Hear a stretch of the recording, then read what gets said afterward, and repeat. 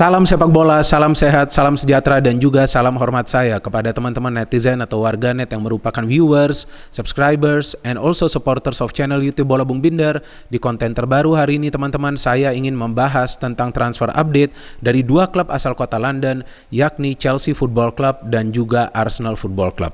Kenapa saya pilih dua klub asal kota London ini? Karena dua klub ini punya kebutuhan yang sama, yaitu dua klub ini butuh striker di lini depan. Kenapa sih dua klub ini butuh striker? Karena yang pertama, form dari Lukaku yang memang belum konsisten. Ditambah juga dengan drama yang dia lakukan ya teman-teman ya sebelum tahun baru ketika dia memberikan interview ke salah satu media di mana dia menyatakan bahwa dia tidak senang dengan kondisi di Chelsea saat ini, terutama dengan sistem dari Thomas Tuchel. Kemudian Arsenal juga butuh striker karena kita tahu bahwa Aubameyang sudah tidak masuk lagi dalam tim utama dari Arsenal dan juga tidak menjadi pilihan lagi dari Mikel Arteta karena pelanggaran disiplin yang dia lakukan. Plus kita tahu bahwa Oba juga belum bisa banyak mencetak gol musim ini dan juga musim lalu. Jauh menurun performa dari Aubameyang dibandingkan pada musim 2019-2020 lalu. Sedangkan Lukaku setelah drama dari interview tersebut kembali diberikan kesempatan oleh Thomas Tuchel untuk bermain sebagai starter, padahal dia sempat juga di drop untuk pertandingan lawan Liverpool. Padahal saat itu tentu Chelsea butuh Lukaku, lawannya kan Liverpool, tapi Tuchel cukup berani untuk tidak memainkan Lukaku di pertandingan penting tersebut. Hasilnya memang Chelsea tidak kalah, tapi Chelsea tidak berhasil untuk yang kita kenal istilahnya itu kill the game, untuk menyelesaikan pertandingan dengan kemenangan. Maka itu sangat penting adanya striker predator di klub-klub papan atas di Liga Inggris. Memang Manchester City tidak punya striker natural, tapi pemain-pemain lainnya itu bisa mencetak gol secara konsisten.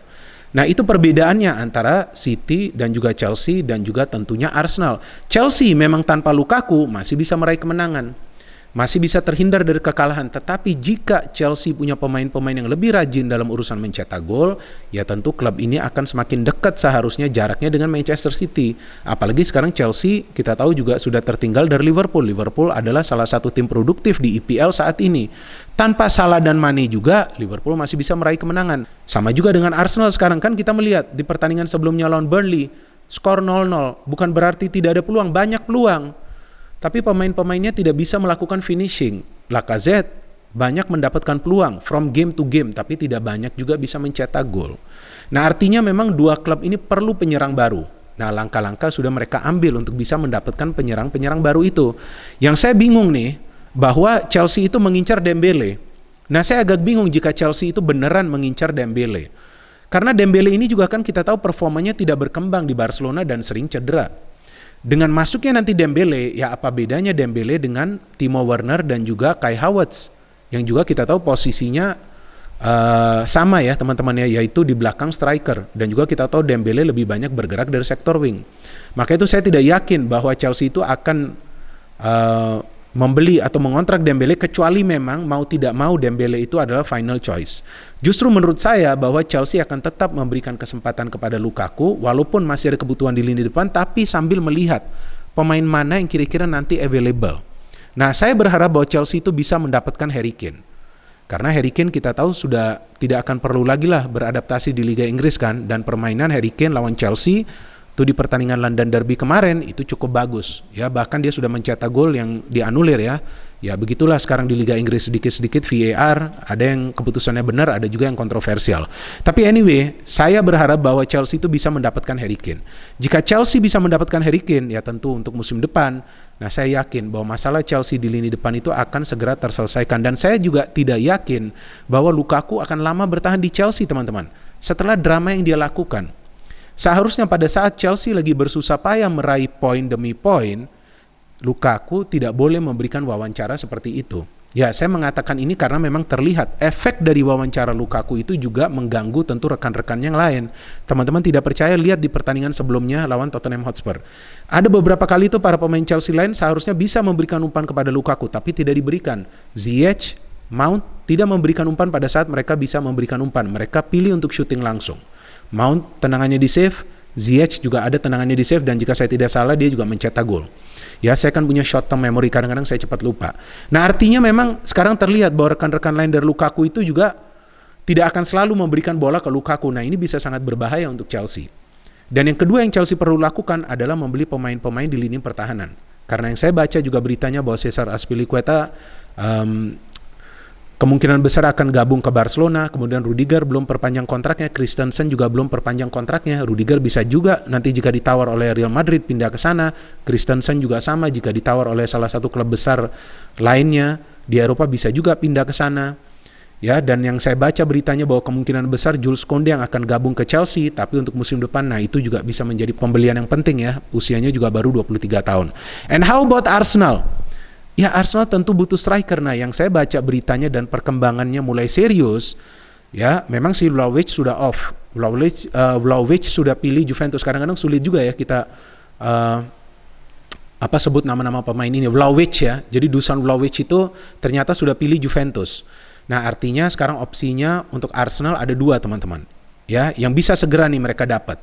Yang pertama adalah Dominic Calvert-Lewin dari Everton, dan yang kedua, ini feeling saya bisa juga nih mereka dapat, yaitu Luka Jovic. Dengan meminjam Luka Jovic, kemudian dengan opsi pembelian di akhir musim, seperti yang sebelumnya mereka lakukan dengan Odegaard. Tapi kan dengan Odegaard tidak ada opsi pembelian. Nah, mereka kembalikan Odegaard ke Real Madrid, kemudian mereka akhirnya membeli Odegaard. Jadi memang inilah opsi untuk Arsenal menurut saya, bahwa mereka segera perlu penyerang di lini depan. Karena kesulitan Arsenal itu adalah untuk menyelesaikan peluang-peluang yang diperoleh oleh para pemainnya. Top scorernya untuk saat ini adalah Emil Smith Rowe yang sebelumnya sempat tidak masuk ke line up dan beberapa kali mencetak gol sebagai pemain pengganti. Lacazette menurut saya akan segera meninggalkan Arsenal nih jika memang ada penawaran yang bagus lah untuk Lacazette. Jadi setelah Vlahovic off, maka saya pikir sekarang Dominic Calvert-Lewin atau juga Luka Jovic yang kemungkinan akan gabung ke Arsenal, atau mungkin juga Alexander Isak yang kabarnya juga diincar, tapi kan harganya cukup mahal ya.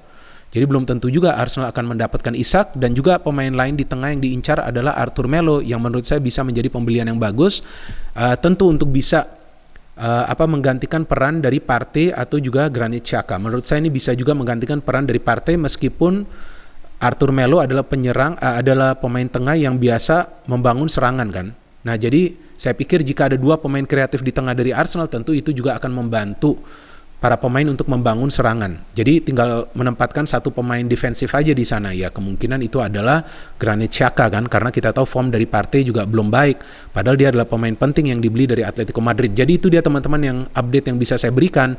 Dan feeling saya nih, sebelum bursa transfer musim dingin ini ditutup, ya salah satu klub akan mendapatkan pemain baru mereka. Apakah itu dengan membeli secara permanen atau juga meminjamnya. Saya tidak akan terkejut jika Chelsea melakukan gebrakan sebelum transfer window ini ditutup, karena Chelsea membutuhkan striker di depan.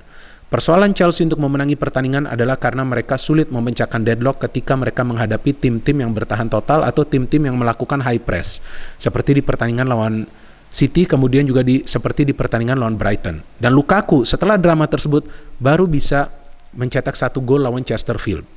Ya kan, setelah itu dia banyak miss chances, lawan Tottenham juga miss chances. Jadi saya pikir tidak akan lama karir Lukaku di Chelsea. Ya, apapun terbuka tentunya untuk Lukaku. Bisa juga nanti ada tim lain yang akan menawar Lukaku. Ya tentu dengan harga yang lebih rendah, karena melihat form dari Lukaku saat ini ya tentu value-nya tidak seperti apa yang Chelsea bayar ke Inter Milan. Jadi kita tunggu saja perkembangan dari kedua tim ini. Sisa beberapa hari lagi teman-teman, transfer window akan ditutup. Ya, kita tunggu saja nanti kejutan apa yang bisa diberikan oleh kedua klub ini. No hate, only football. Salam sepak bola.